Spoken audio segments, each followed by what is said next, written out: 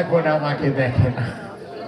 তাই আমি তাদের উপর অনুরাগ করে আমিও বনে এসেছি। তখন দুইজন দেখলেন যে দুইজনের তো একই কারণ, একই কারণে দুইজন বনে এসেছে। এখন বনে এসে দুইজন এখন কি করলেন যে দুইজনের তো একই দশা, একই দশায় দুইজন দুঃখিত, কিন্তু দুইজনের এই দুঃখের কারণ তারা নির্ণয় করতে পারছেন না। যে আমরা সারা জীবনে এত কিছু করলাম, কিন্তু আমাদের কেন এত দুঃখ, এই দুঃখের কারণ নির্ণয় করতে পারছেন না।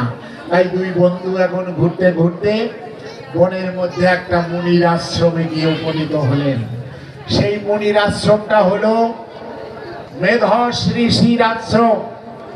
সেই মেধস ঋষির আশ্রমে গিয়ে যখন দুইজন উপনীত হয়ে ঋষিকে প্রণাম করে, দণ্ডবাদ প্রণাম করে ঋষির কাছে তাদের এই দুঃখের কারণ জিজ্ঞাসা করলেন।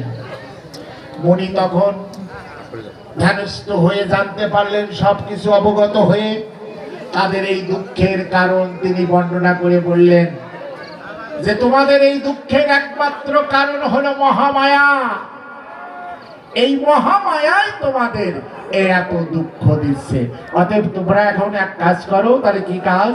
তোমরা গৃহে ফিরে যাও, রাজ্যে ফিরে যাও, ফিরে গিয়ে মহামায়ের পূজা করে মহামাকে তুষ্ট করে মায়াকে জয় করো। মায়াকে বশীভূত করে মায়াকে জয় করলে তবে তোমাদের দুঃখের নিবৃত্তি হবে।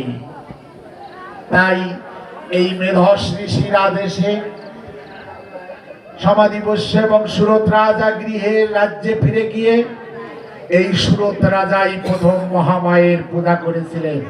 আপনারা যে মহামায়ের এখন